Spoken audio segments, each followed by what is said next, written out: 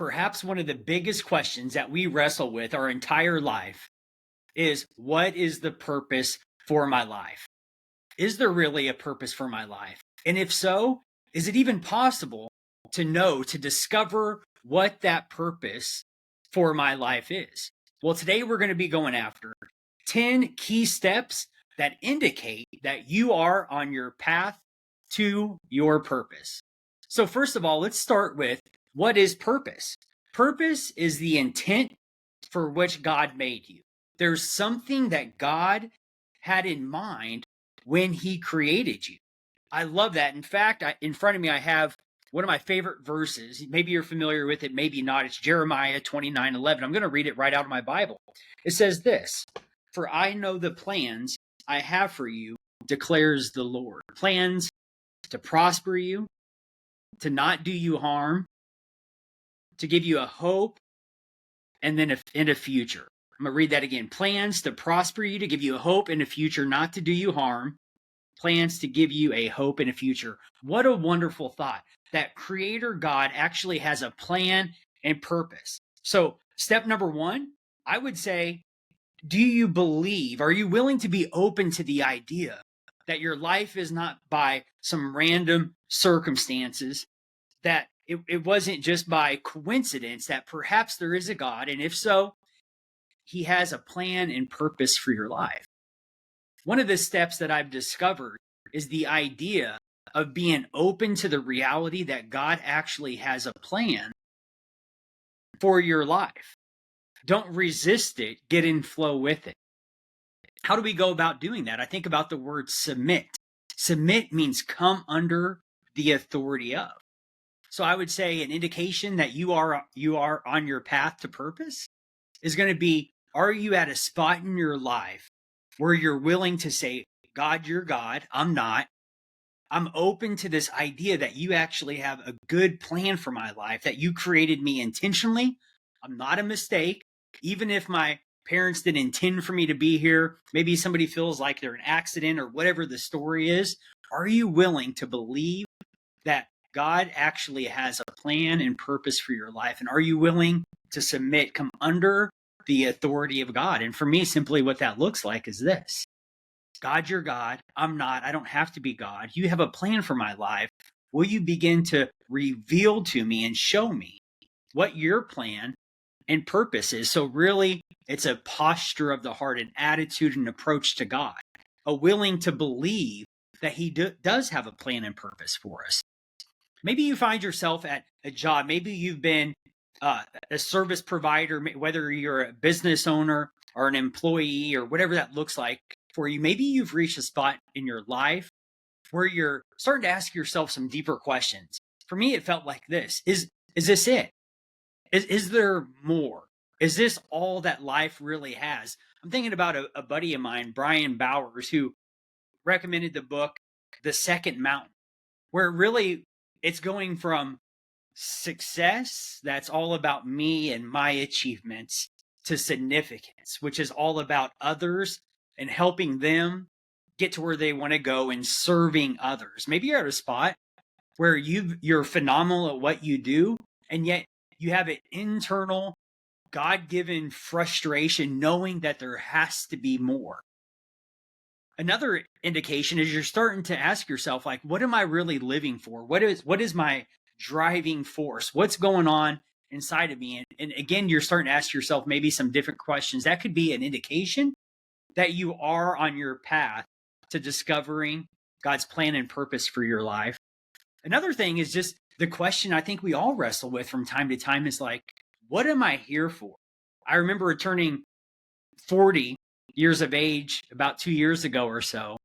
And I'm at a point now where we lost my mother-in-law has passed away a few years ago. I've seen my father passed away the same year, where we've experienced loss. And maybe you're at a spot like I've experienced, where you experience loss and you've seen ones that maybe even are younger than you pass away, not just great-great-grandparents, not just older folks, but even some younger folks. And it's like, God, they were incredible people. Why are they not here? And yet I'm still here. So maybe the reality is hitting you like it did for me, just how fragile life is after experiencing loss. And you're genuinely curious about why you're still here when you've seen so many other people move on and pass away. Another thing is maybe you're at a spot in your life where you're looking for more clarity about the vision. Maybe it's the vision that you and your wife, or you and your husband, or you and your significant other have together for your guys' life, or maybe your family, where you're starting to hunger for a deeper connection to a bigger vision, a bigger picture that God has for you and your family. That could be an indication that you are on your path to purpose. I'd like to take a quick break from today's episode to say thank you so much for tuning in to my podcast channel. And if you haven't already, make sure to subscribe.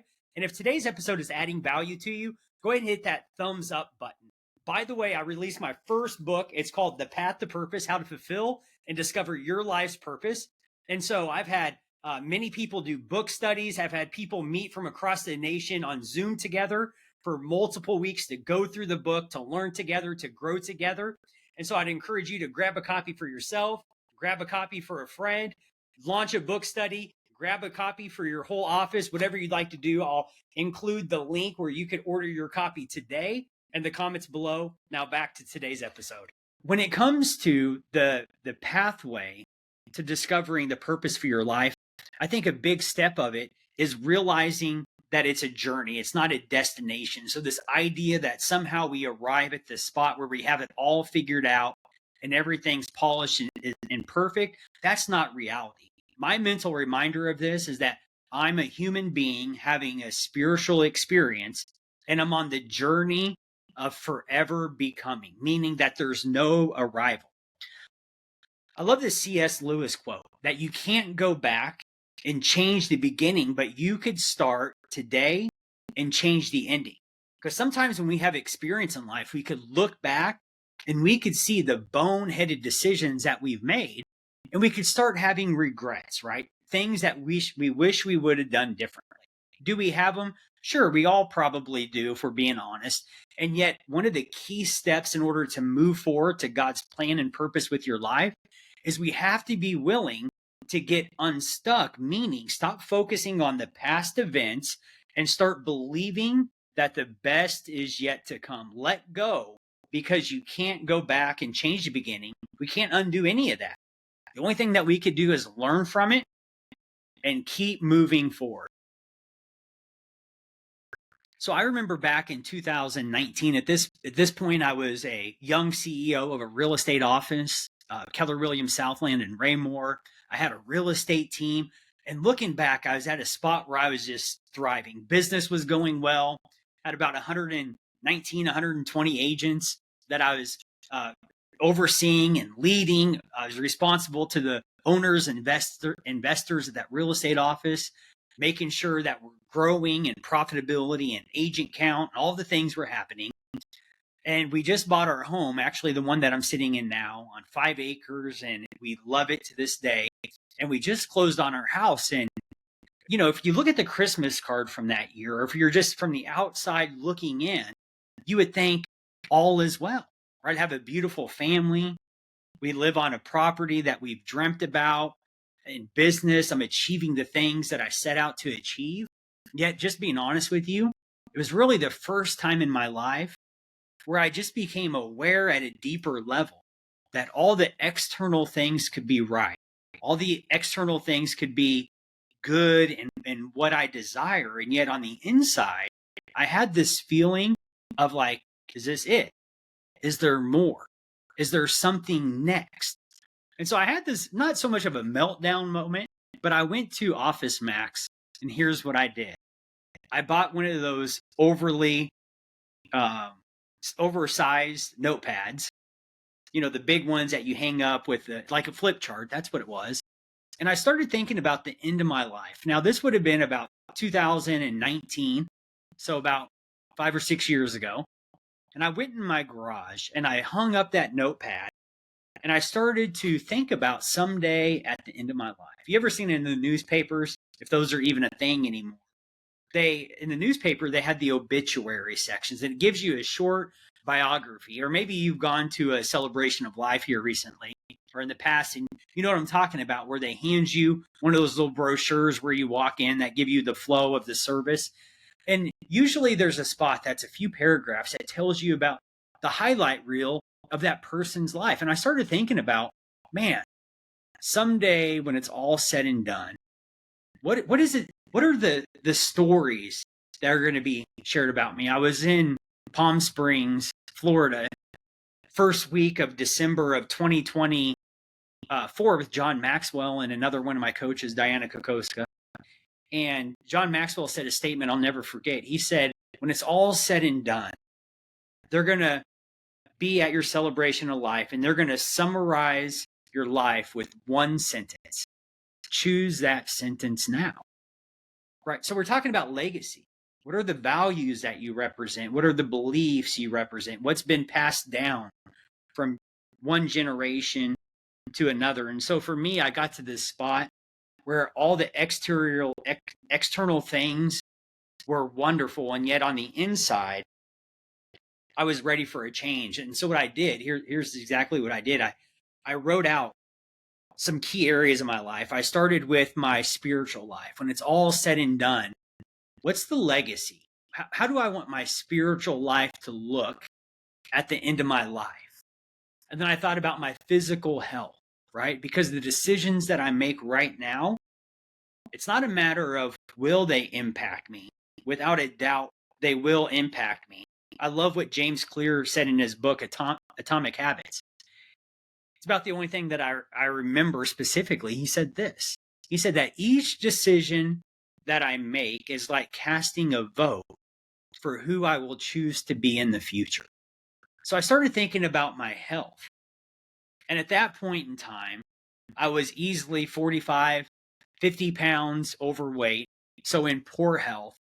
In fact, being honest with you, I'd come home and I would just be completely exhausted, even though I had three wonderful children that were excited for dad to come into the home.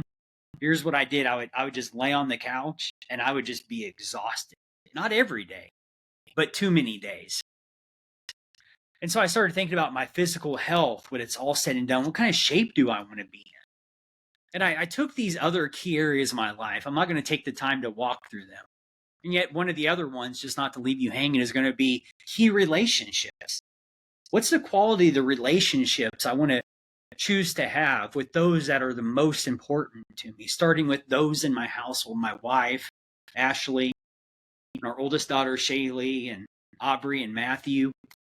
What are the relationships that are important to me? What kind of memories do I want to choose to be making?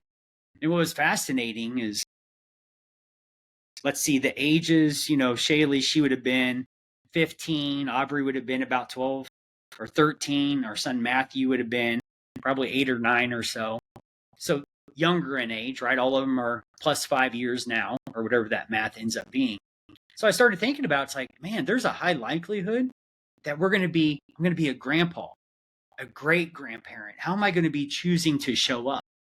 Right? Am I going to be too tired and too worn out and rely on them to take care of me? Or am I controlling the controllables?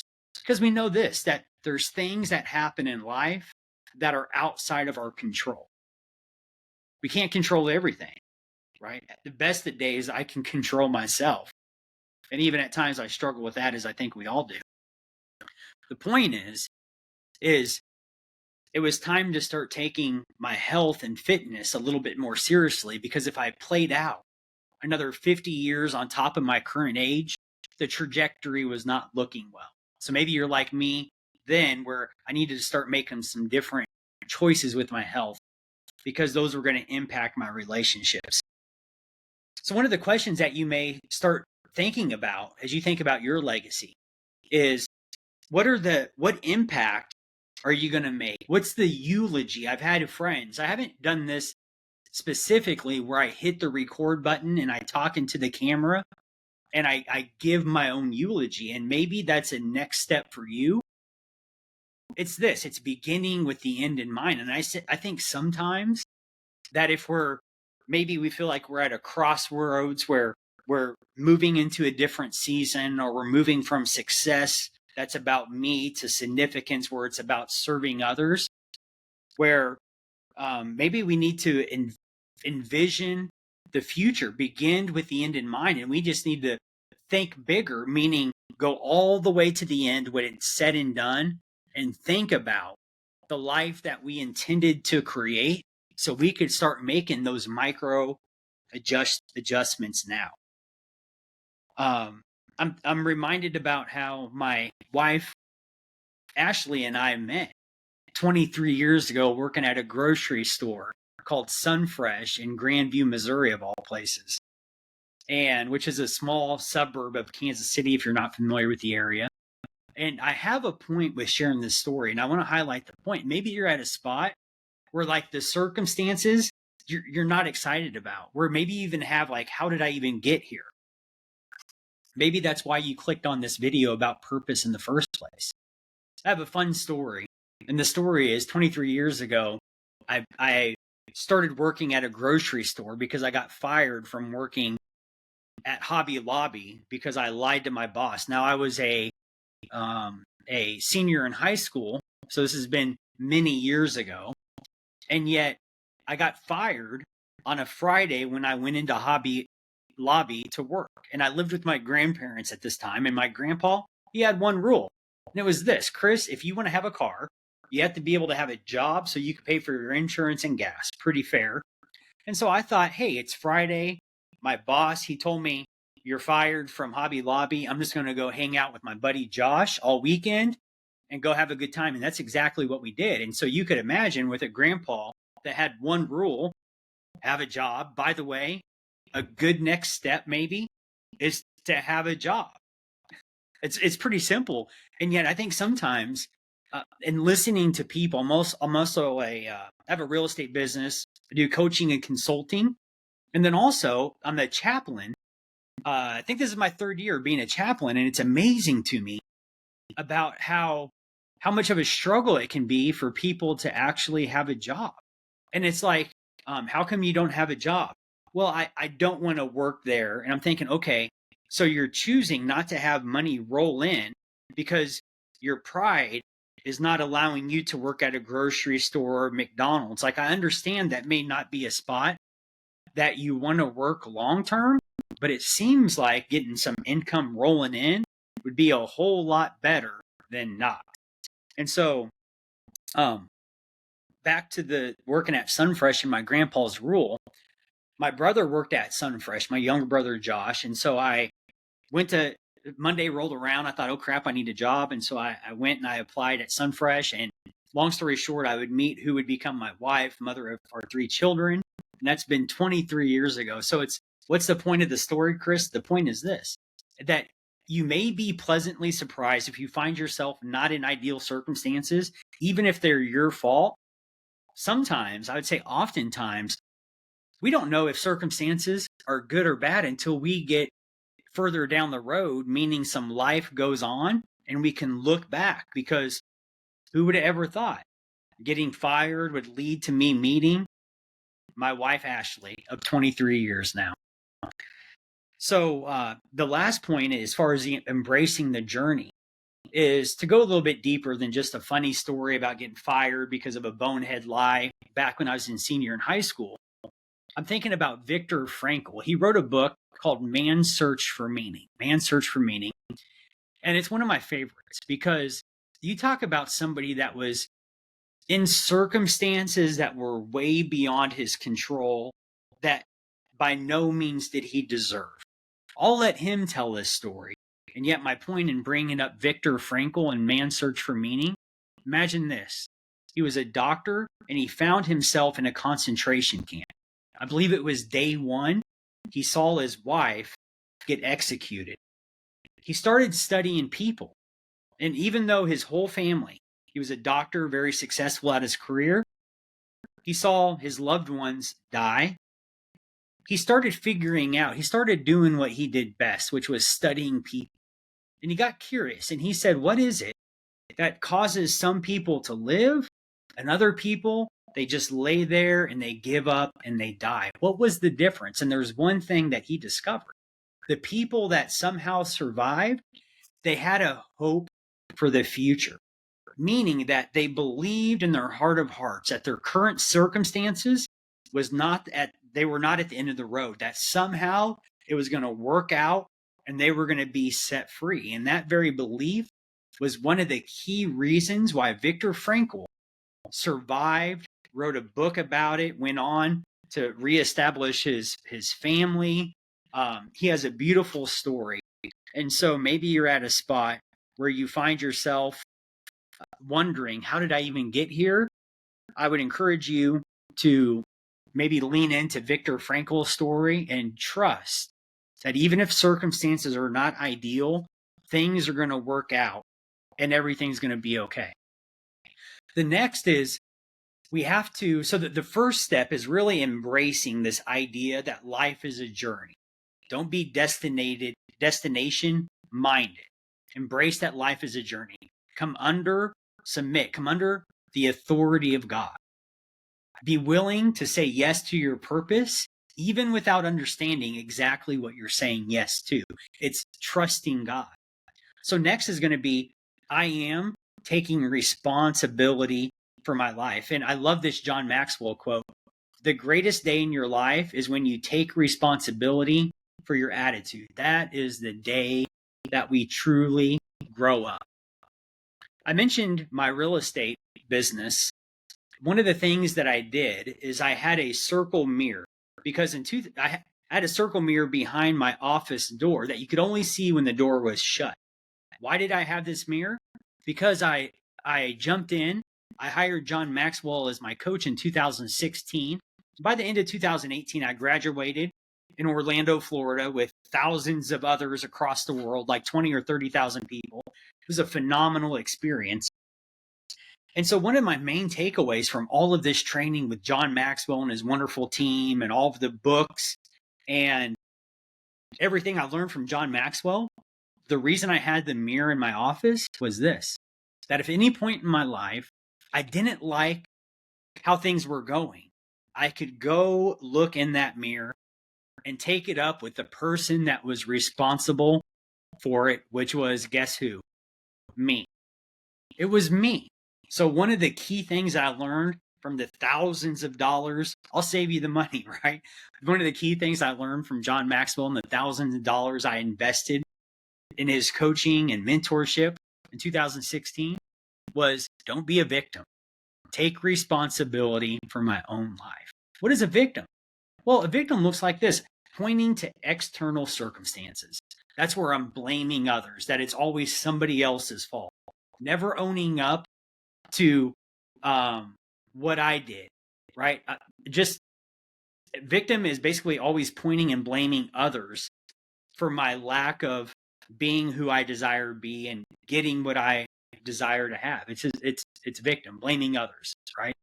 So one of the second key steps that indicates that you are on your path to purpose is that you're taking responsibility for your life. You're owning even maybe the very mess that you find yourself in.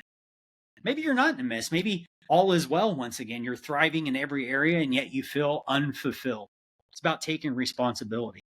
I remember I went to Colorado Springs and this time we went to, I think it's Manitou Springs, the incline that has a staircase up by Pikes Peak, I believe it is.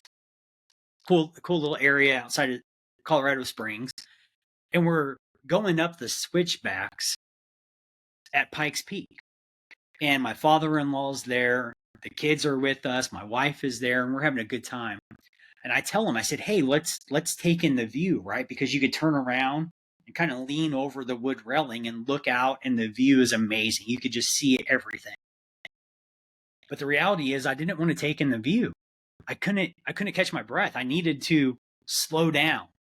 And what was crazy about that is, like, my father-in-law, who is 20 years older than me, he was doing just fine. There was older guys in particular I remember seeing running up and down that were, 30, 40 years older than me, I bet. Ripped like Rambo, shirts off, just getting after it. And here I am in my mid-30s needing to pull over and take a break when my family was wanting to go and to create memories. Why is that story important? Is because it hit me. that my current trajectory was not looking good if I played out my health and fitness. And it was time for me to man up when it comes to my health and fitness, meaning that I take responsibility for it. And here's what I remember. If I remember right, the family went back, and I was there with them at dinner, but I didn't eat the same dinner. In fact, I remember going and I searched for a Chick-fil-A, and I went through the drive-through because one of the key areas that I needed to take responsibility for is my consumption of food. And so instead of getting the spicy chicken sandwich with pepper jack cheese and the fries with the sauce, I went for a market fresh salad. That day, I determined that I was ready to make a change when it came to my health and fitness. And I wonder if there's an area of your life that you are ready to take responsibility for, that maybe you've been avoiding, maybe being a victim, meaning not owning up to the situation you find yourself in. You haven't fessed up to having skin in the game when it comes to the results that you're getting or not getting. Some of the key areas that we could need to take responsibility in is going to be maybe a key relationship. Maybe you're not proud of a relationship and where you're at with that person relationally right now, and it's time for a change by you taking responsibility. Maybe it's with your health and fitness, like I shared. Maybe it's in your career or in your business. Maybe it's in your spiritual life, right? So next is, I'm reminded of Albert Einstein. One of the things that he said, that insanity is what? Insanity is doing the same thing over and over and expecting different results. Meaning that if I wanted to change my health and fitness and I was serious about it, I didn't need a yo-yo diet. And I've heard this before, I'll share it with you. All diets work, right? So if you just want to eat carrots, will that work?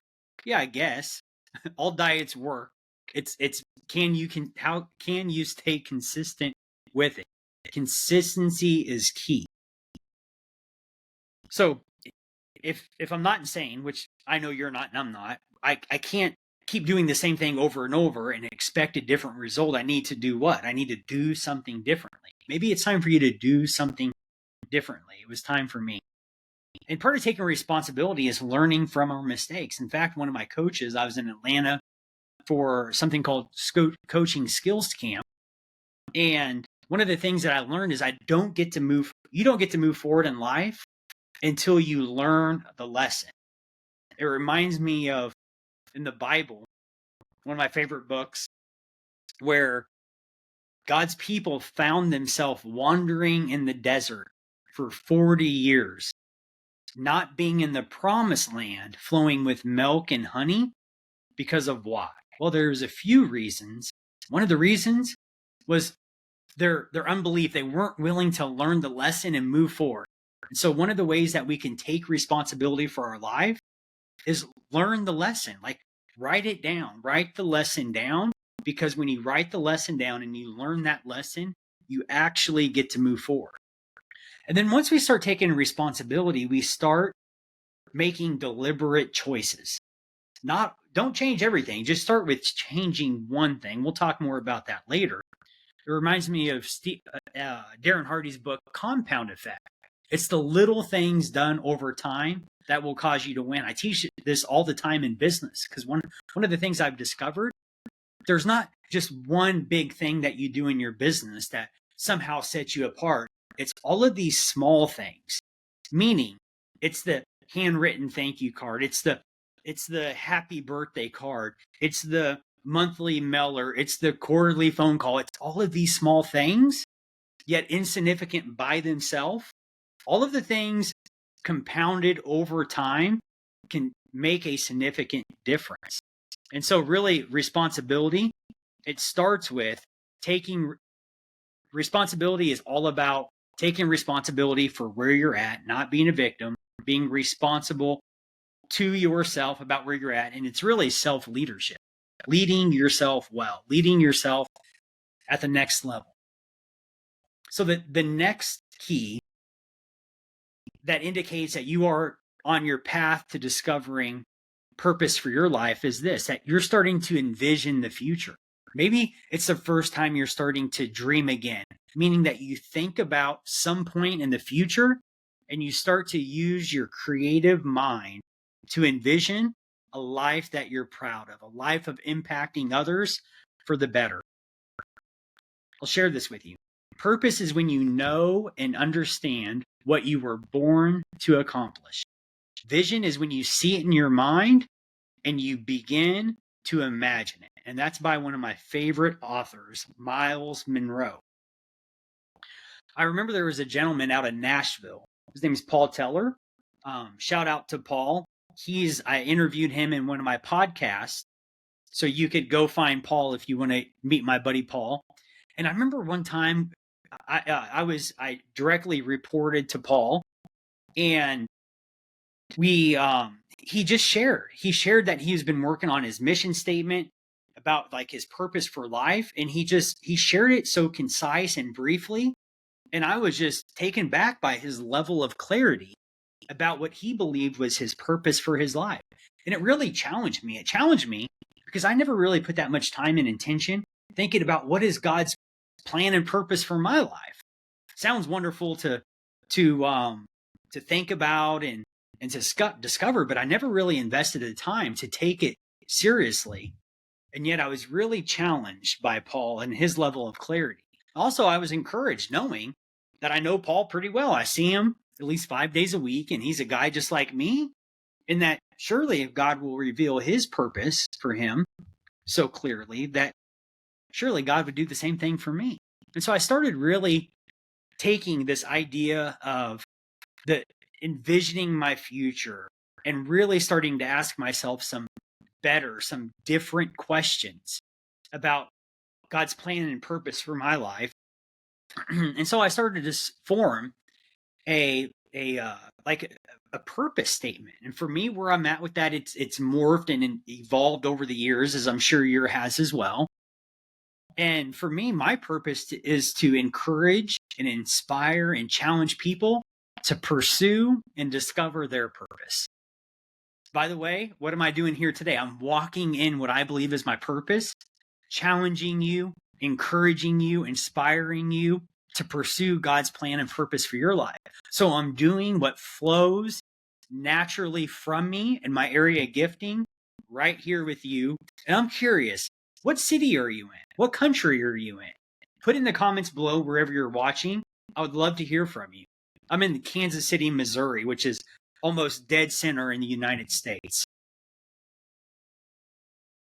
One of my favorite verses out of the Bible, besides the one from Jeremiah, is the one that says, where there is no vision, the people perish. Where there's no vision, the people perish. Now, I used to think, well, that means what it sounds like, that if somebody doesn't have a vision for their life, then somehow they shrivel up and die. That's not what it means. It means this, that where there's no vision, the people are unrestrained. There's no discipline. Meaning, think about it this way. If I don't have a desired outcome for someday in the future, how I use my finances doesn't really matter. If I don't have a desired outcome, if I don't have a desired outcome for my future, the relationships that I have or don't have don't really matter. So one of the key things about having vision for your life is you start to realize, like, no, actually everything matters, and it matters a lot. I heard somebody say that there's two ways we can live our life. We can live our life thinking that nothing matters, or we can live our life really believing everything matters, everything's connected, and everything's important. And so part of how I am envisioning my future, which is that third key step that indicates that you are on a path to your purpose, walking out your purpose, is that you're starting to envision and dream with God about your future. One of the ways that we could start to envision our future is we could start to ask God for clarity about what's important to us. Sometimes this looks like things going all the way back to our childhood that we used to dream about. I remember being in 4th and 5th grade, and I would dream about owning multiple businesses and being an entrepreneur. So sometimes we just need to go back I love that the Bible talks about having childlike faith. Sometimes we just need to go back before we were told by teachers, society, who we should be. We need to go back before anybody told us any of that, back to when we dreamt when we were in our youth as a kid. I wonder what you used to dream about being. It's so interesting. I don't know the gentleman's name, but he has a YouTube channel and he says, "What's your dream?" And he runs around with one of these microphones and he just lets people share. And so one of the ways that we can envision our future is to start thinking about the future. Maybe we start setting some goals, meaning that we have specific, clear, measurable, SMART goals, right? Specific, measurable, attainable, realistic, and time bound, specific goals. Maybe we start setting some goals when it comes to this year, setting some intentions. And then write it down and display it. If we were in my office, or if I could show you my bookshelf area, I love writing down one-liners. I love having my goals on one page. In fact, I have a green folder that I carry with me in my backpack that has my goals for the years, goal for previous years. I love gaining clarity about how do I win in my life in this year. I can tell you this, that if you're an entrepreneur or if you're a driver, you're a builder, when it comes to your personality type and style, one of the challenges of being a business owner is this feeling of it's never enough. No matter how well business is going, no matter how many clients I have, no matter how much revenue's coming into the business, no matter how many people I'm serving, it's never enough, meaning that it's that feeling. I wonder if you know what I'm talking about, where it's that feeling like you're on a hamster wheel. One of the things that I've discovered about goals is that when I set clear, specific intentions, I know when I'm winning in my business. I know when I'm winning in my life. Because there's times where if you're winning, if I'm winning, let's celebrate that. But if not, if I'm falling behind in my goals, don't celebrate it. Turn it up a notch, get more intentional. We're going to talk about one of the ways that we can get intentional when it comes to some accountability for our goals or accountability for the direction we desire to head in our life. That's going to be the very last step I share with you today. So hang in there. We're almost there. So one of the keys that indicates that you're on your pathway to success or your pathway to your purpose. By the way, what is success? Big question. Let's go there. Success is knowing your purpose, right? Discovering God's purpose, developing yourself to walk out that purpose, building those strengths, building that muscle, if you will, and then deploying those strengths and gifts that God has given you to serve others, right? So what is success? Well, really, it's pleasing God and serving his people. There we go. We just defined success since it came out of the overflow. The fourth key, the fourth step, if you will, that indicates we're on our path to purpose is this: I am focused and I am determined. Notice that these are I am statements. It's a big deal. Whatever we say after I am comes and find us. If you want to know what you believe, pay attention. Pay attention to what you say after you say I am, because that's going to reveal to you who you believe you are. A phrase that's thrown out a lot when it comes to personal growth and development and business growth and development is the word limiting belief. What is a limiting belief? It's going to be anything that holds you back from who God has made you to be. It's the things that you believe in your heart that hold you back from God's plan, his purpose, and the potential that he has for you. The Bible says that out of the heart flow the issues of life. So how do we know what limiting beliefs that we actually believe? It's this. Here's the key. We pay attention to what we say after these two words, I am. Pay attention to what comes next. So I am focused and I am determined. I can tell you this, that when it comes to the plan and purpose and potential that God has for your life, you're going to have to be focused. You're going to have to be determined more than ever before. Why is that, Chris? Here's why. Disruption always follows intention. Disruption always follows intention.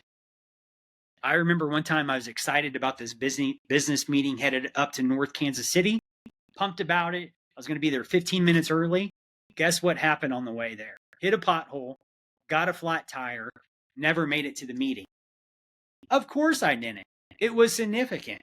Sometimes in coaching and working with others, because I was thinking about it, I had my coach ask me, Chris, how many people have you helped when it comes to launching a business or moving from this season of life to the next season? And I did the math, a conservative number. I've helped over 600 people launch their business. What's my point? My point is this: I've seen it time and time again where people get a higher level of clarity, a higher level of passion, and they're going for it. They're taking action based on what they now know. And then, boom, something happens. The babysitter calls in sick. The car breaks down. Why does that seem to happen? And here's what saddens me is people take that resistance as, oh, maybe God's trying to indicate I'm headed the wrong direction. No, not at all. Take that resistance as an indication that you're absolutely headed the right direction. Why is that? Disruption always follows intention. So when it comes to staying focused and determined, focus comes from saying no to the thousands of things to make sure we don't get on the wrong track or try to do too much. That's Steve Jobs. So when it comes to being focused and determined, one of the keys to that is that we're saying no probably than ever before. We're saying no to good opportunities so we could say yes to the God opportunities, the great opportunities. You may have to say no more often. Focus is a choice. Focus is about intention. Where focus goes, energy flows. As human beings created in the image of God, according to Genesis, in the beginning, God created, right? You and me. And we're made in his image. And focus is a choice. Focus is a choice. And so some of the ways that we can focus is going to be, I want to point you to some resources.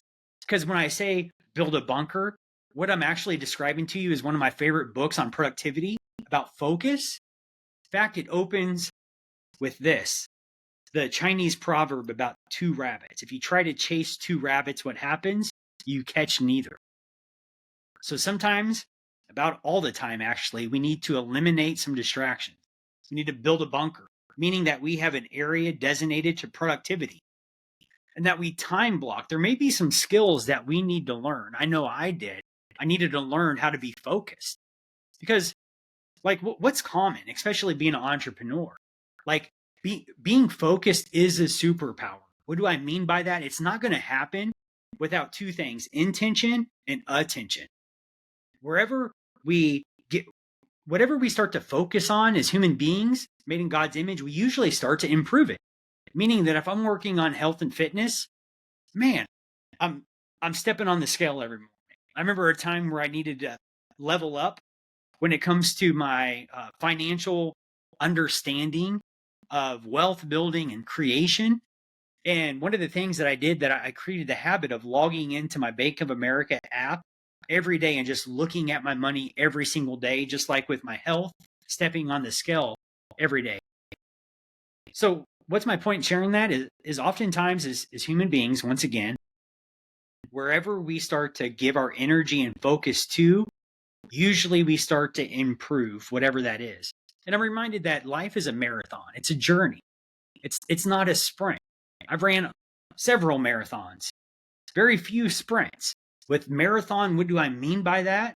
I'm talking about long term. If somebody's running a sprint or running from point A to point B and it's a relatively short distance, a lot doesn't matter if I'm running a quarter of a mile, one lap around the track. However, if I'm thinking marathon, boy, everything becomes important. If I'm running one lap around the track, my hydration doesn't matter. I could probably wear my dress shoes, or it doesn't matter my shoes. I could do it in jeans. It doesn't matter if I'm wearing a jacket, if I'm just running one lap. But you expand that out to 26.2 miles, a marathon, now everything matters. My shoes matter. My attire matters. My hydration matters. My nutrition matters. So think of more of even if you're not an athlete, I don't want to lose you on this one. Think more of a marathon versus a sprint and celebrate the milestones. Why do I say that? Because we got to celebrate the wins. Usually, as entrepreneurs, we're achievers. And one of the things that we usually do, we're overcritical. I wonder if you could relate to that. Do you find yourself being an encourager of others, but with yourself, if you're being honest, you're just critical. You're never enough. You're never doing enough. It's like being on a hamster wheel, as I said earlier. Well, that could lead to burnout. What happens when we get burnt out? Well, we get discouraged. We could get depressed. We get frustrated, and we can quit. So one of the key differences between having a marathon approach to life and a sprinter approach is we're committed to the long term of becoming. It's so easy to focus on what I want. I'm friends with many people on Instagram. With YouTube, there's so many different.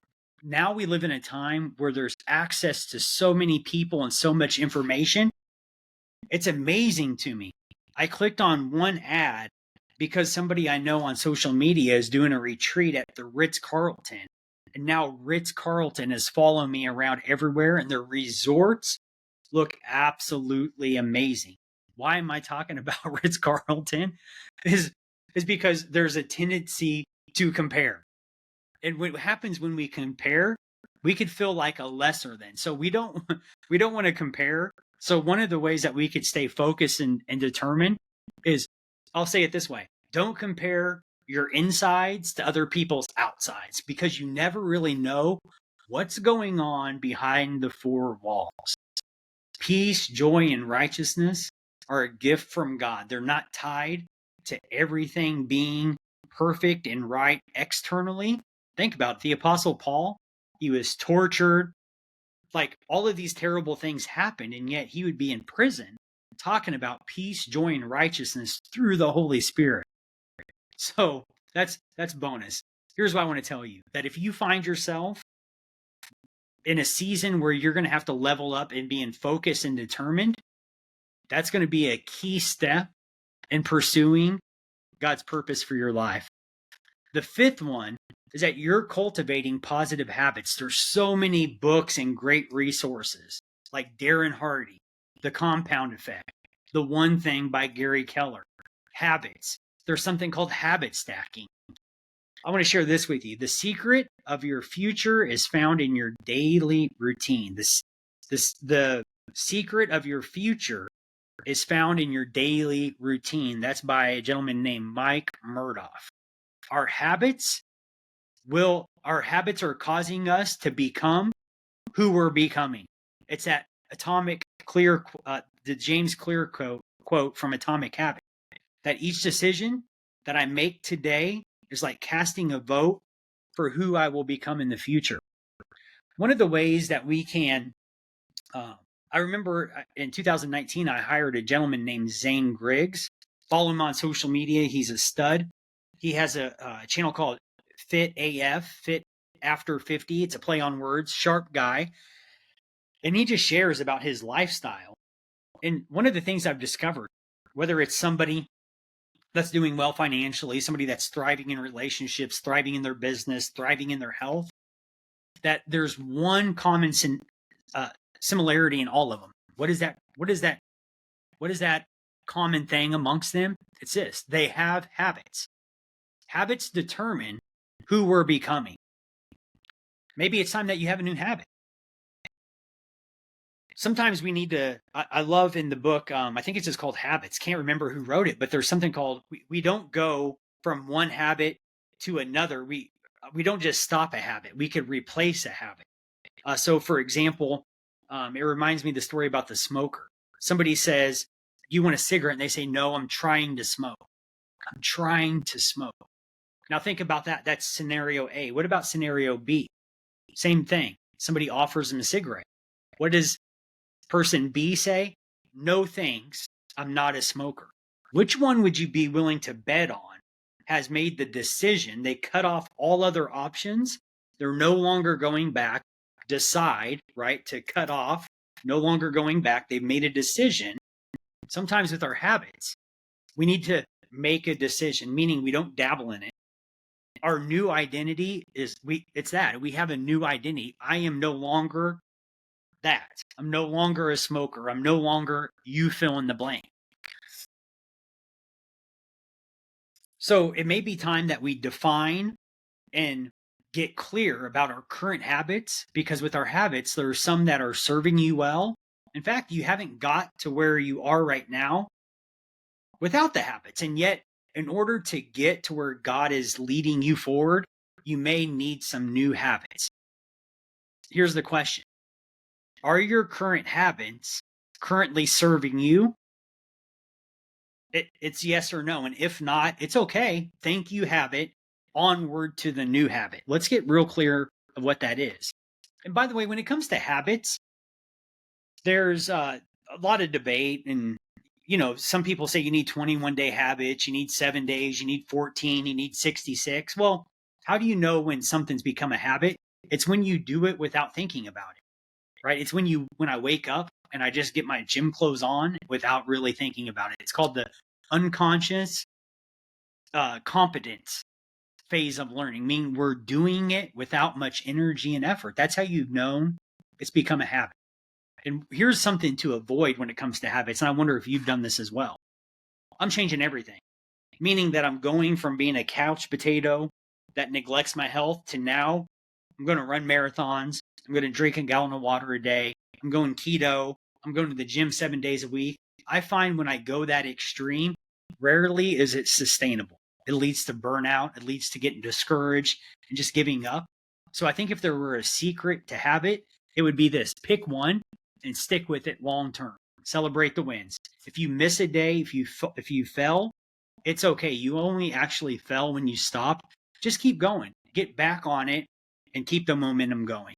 So what's my point? It's this: that a key that you're on your path to discovering purpose is that you're starting to pay attention and cultivate and choosing in advance the habits.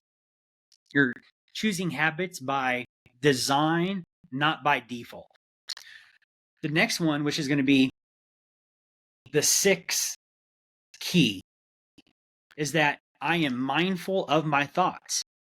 I love this quote from Proverbs 23:7. It's a verse out of the Bible, Old Testament. It says, as a man thinks in his heart, so is he. As a man thinks in his heart, so is he. We're going to have to start being more intentional about getting real clear about what thoughts are actually going on in my mind. What are the thoughts that you're thinking? It takes some intentionality to gain clarity on that. Why does it take intentionality? Because we live in a world full of distractions. I was sitting in a coffee shop. I took out my AirPods and I just started listening. I could hear all kinds of people having conversations. I could hear the glass cups being banged around as people would get water. I could hear them cooking stuff downstairs. I could hear the people talking, putting in their order. I could hear all of the things. And I couldn't hear my own thoughts because there were so many distractions, so much noise around. What's the point of that? It's this: that in order to figure out what is rolling around in your mind, you may have to put yourself in an environment that's just quiet. That's quiet. And for me, how did that unfold? I started swimming. And my coach, shout out to Coach Doug, he taught me this: Chris, we're going to train just like we race. What does that mean?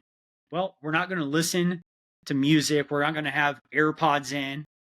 We're going to be distraction free because that's what's required on race day. And that's how you're going to train, Chris. So I followed my coach's advice.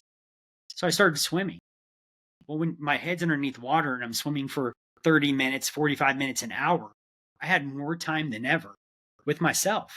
And I remember it was challenging because for me, it was really the first time that I had an extended period of time when it was just myself and my thoughts. And I'll tell you what, sometimes being left alone with nothing but our thoughts can be a scary place. And maybe you've never been there before. It's a vulnerable place to be. Well, guess what? It's time to go to the next level. you're going to have to be more mindful of your thoughts. When it comes to our thoughts, I love this Facebook post. I don't even know who posted, but don't believe everything you think. Challenge your beliefs, question everything. The people that did great things, George Washington Carver, Albert Einstein, all of these people that are thought leaders, they invented concepts and ideas and invented things for us, thank God. They would think about things. And it wasn't too, for instance, an example would be George Washington Carver. As a young man, he would go on walks through the woods and he would listen to the birds and just sit there and watch nature and have these creative ideas come to him. It wasn't uncommon for inventors such as Albert Einstein to think about a problem and then go take a nap, and they would have a dream that would give them the answer, or they would wake up with the revelation of exactly what to do that would solve that problem. So one of the key things in order to move on to this new season of your life of discovering the deeper purpose of significance and purpose is going to be mindful of your thoughts.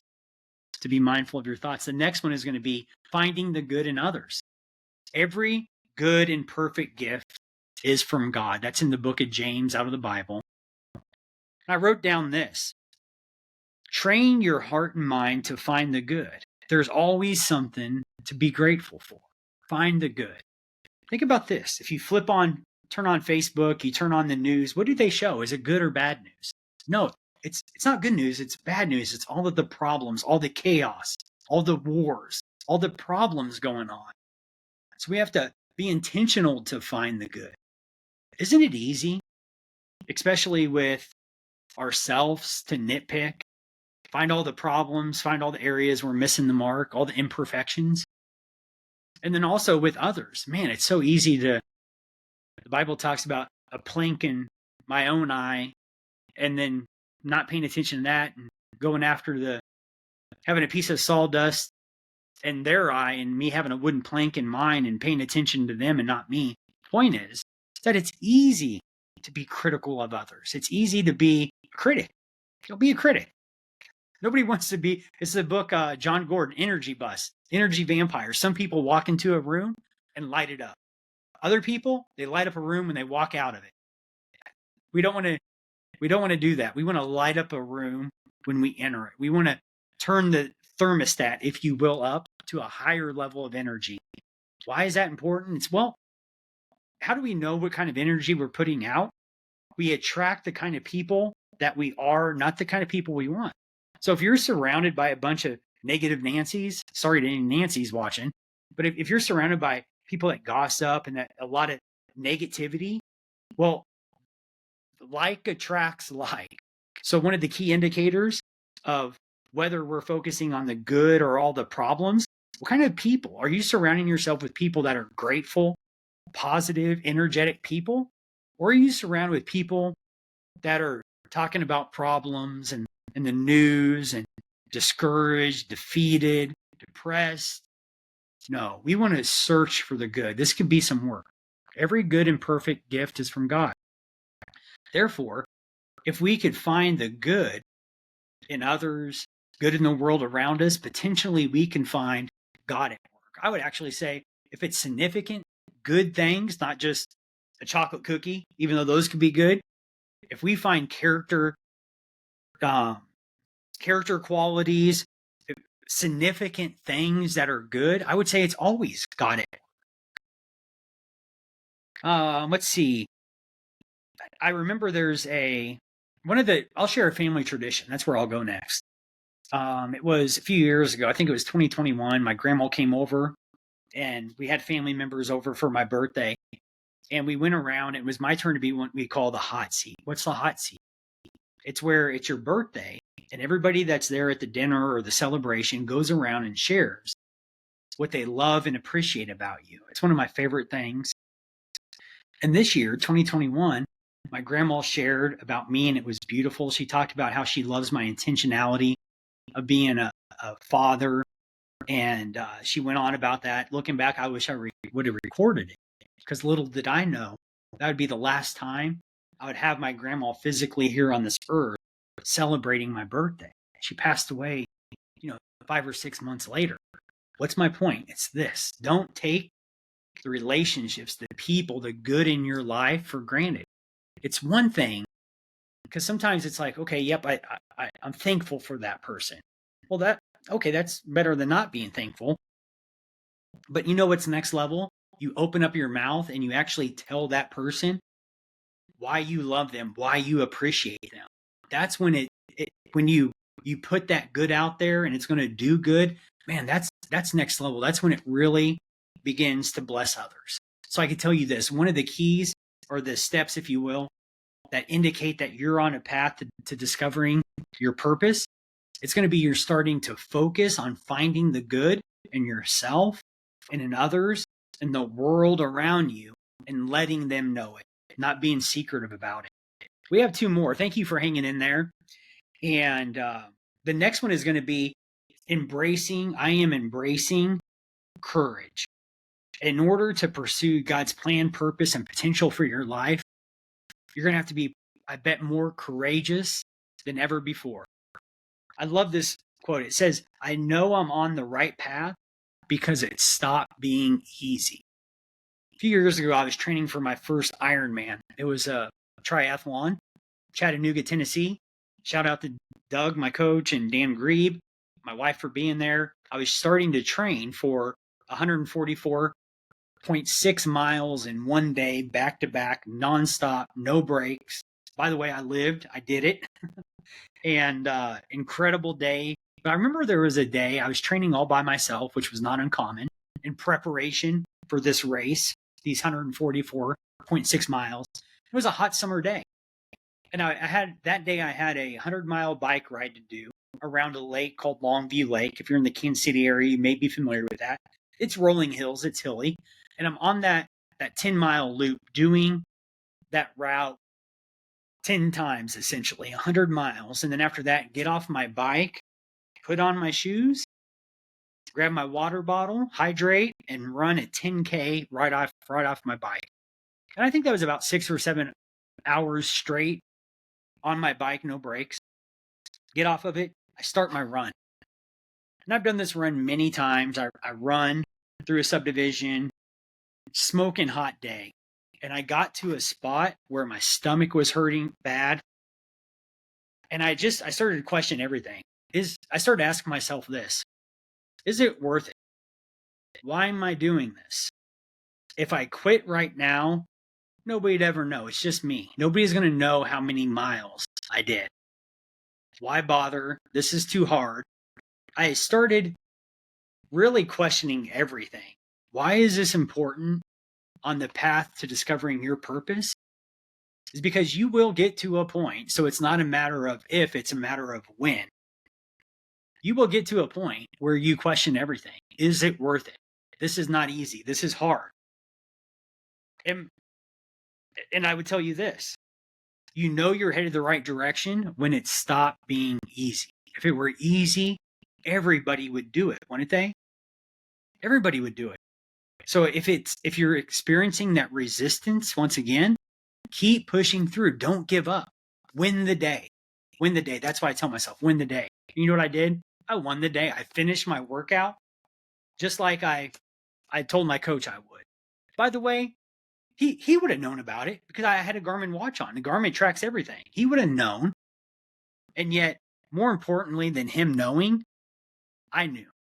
And I'm so glad that I didn't rob myself of the opportunity of pushing in, because it's on the days where you feel like quitting, where you're actually, I would call it growing pains. It's the growing pains of becoming who you were created to be. And if it were easy, everybody would do it. So keep going. You're going to have to be more courageous than ever before. And yet, looking back, you'll be glad you did. Next is persistent. I am persistent on my pursuit. You're going to have to be more persistent than ever before, I guarantee you. It's not that I'm smart. It's just that I stay with the problem longer. Albert Einstein said that. He said that it's not that he's smart. It's just that he's persistent and stays with the problem longer. You're going to have to commit. meaning no options. You've decided you're not going back. You're going to keep going forward to next. And I remember the challenge of launching my real estate business in 2007. It reminds me of that.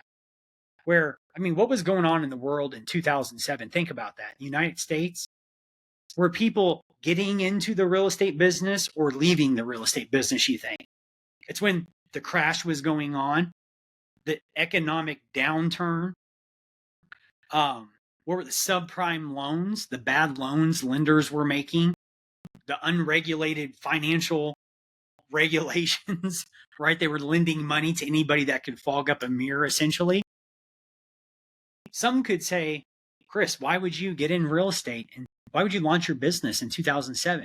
That's terrible timing. Everybody's leaving the industry. I mean, after all, in the Kansas City area, we went from about 9,500, 10,000 agents in a few years down to about 4,500 agents. So many people left the business. Every day people were leaving.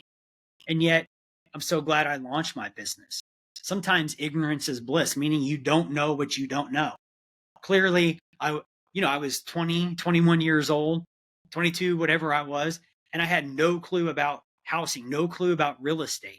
But I did have a drive to turn my life around financially by serving others and helping them buy, sell, and invest in real estate. And that's exactly what I did. And here that's almost been 2 decades ago, 18 years ago at this point. It blows my mind.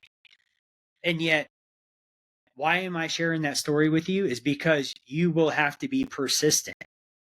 You're going to have to be persistent. Can you see where these build up on each other? You're going to have more clarity because you're going to need to be more focused. You're going to have new habits. You're going to have to become perhaps a completely new person, one habit at a time. And you're going to have to be persistent in your pursuit. I was doing a race, another triathlon story, I guess. I was doing a race and we're almost done. 2 more to share. I was doing a race and I crashed my bike. If I were to pull up a photo, you would see me in the hospital. I actually went to 2 emergency rooms, another story for another day, but you'd see I had the neck brace on. I had my arm in a sling. My kids were with me. I flipped my bike. Thank God for my helmet because I would have been pretty jacked up without it. By the way, once again, I lived. And yet, why am I telling that story? Is because I had a pretty bad experience where fear set in, where I remember going down hills after that, especially, or if I was going fast, really pressing hard, I had this thought just creep in my mind. Like, what if you wreck? What if you're about to wipe out? You see where fear can get in and start holding you back if you let it? One of my favorite sayings that's a one-liner, easy to remember is fear or faith, fear or trust, I choose. Fear or faith, I choose. It's your choice as well. One of the ways that you can know you're on your path to your purpose is knowing that you're going to have to be persistent in what you're pursuing. So commit to the process, embrace the process. Remember, it's a journey. It's not about a destination. And then second to last, committed to a vision. You have more clarity than ever before on your vision. And I love this quote by Jim Rohn. Motivation is what gets you started. Commitment is what keeps you going. Motivation gets you going, but commitment is what keeps you going. It's that follow through piece because you're committed. When I think about committed, I think about 2009, being a young man and standing there in front of some family and friends with my soon to be wife right next to me. When I think about committed, I think about being all in, meaning it's not one foot, it's one out, or it's not one foot in, one foot out. It's that idea of like until death do we part. Good or bad, richer or poor, it's all of that. It's about being committed to the vision, the purpose that God has for you. You're going to have to be more committed than ever before. Another word that comes to my mind is resilience. You're going to have to be consistent. Anything else I want to add to that one? I mean, just thinking about being committed to vision, like do you sense the level of passion? Passion means to endure. Passion comes from the word Christ, Latin. It actually means to suffer. Now, thankfully, we don't have to die on a cross like Jesus did. And yet, for the purpose God has for your life, you may have to endure. And oftentimes it looks like this. It means uncomfortable. Does growth happen in a comfort zone or uncomfortable? Growth is always uncomfortable. If it were easy, everybody would do it. Growth always happens when we're uncomfortable. And so part of this next season of evolving in who God has created you to be, it's going to be uncomfortable. It's growing pains. Embrace them. The very last one has been a complete game changer in my life. And I would say you take all of the other 10 steps in the path to knowing that you're on a pathway to your purpose. This is the key, the one that really locks them all in together. And it's this: I am coachable. I wrote this. It's a quote by Michael Jordan. I'm going to read it to you. My best skill. This is Michael Jordan, right? The GOAT, the greatest of all time, Michael Jordan himself. He said this: my best skill was that I was coachable. I was a sponge and I was aggressive to learn. I could just hear him saying that, aggressive to learn. Are you coachable? Do you have a coach? I'll tell you what, thank God for people. No one succeeds alone. No one succeeds alone. What do I mean by that? Maybe you're doing all the right things. You're just missing a who. Maybe you're missing a Doug. Maybe you're missing somebody to hold you accountable in your business or with your health goals or your relationship. I have so many who's in my life. Maybe you're not stuck. Maybe you're just missing a who. By the way, when you hire a coach, when you write a check or swipe your debit card to hire a coach, you're not investing in that coach. You're investing in yourself.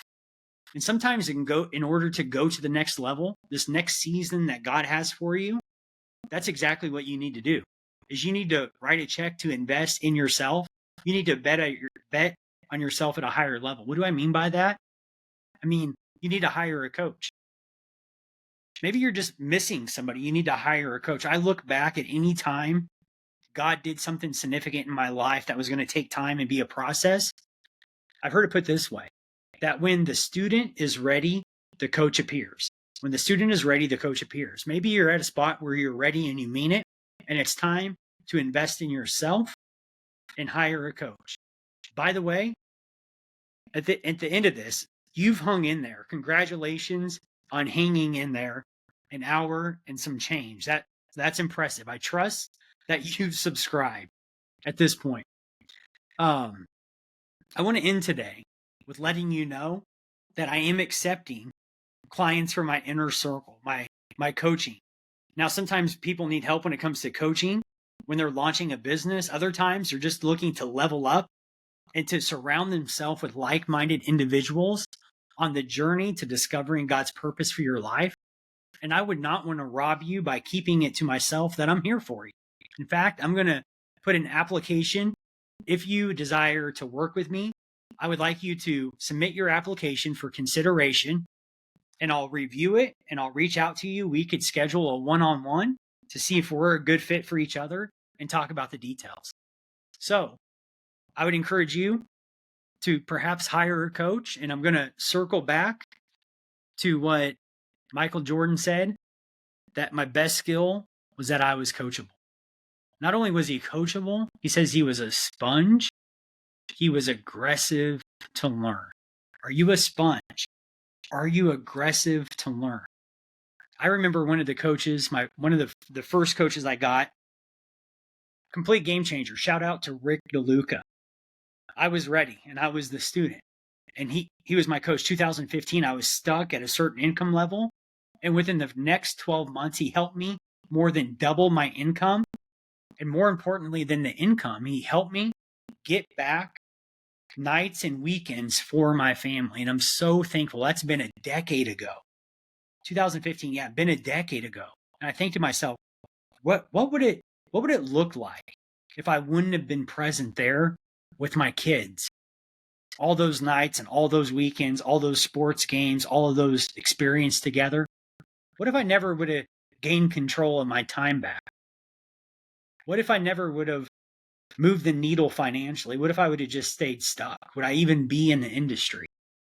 So I want to encourage you with this. Maybe you're just missing a who. Maybe you're doing the right things. You just need a coach that comes along your side and encourages you when you're taking the right action and challenges you when you're not. I appreciate you hanging in there. I trust that you've subscribed, and we'll see you next week.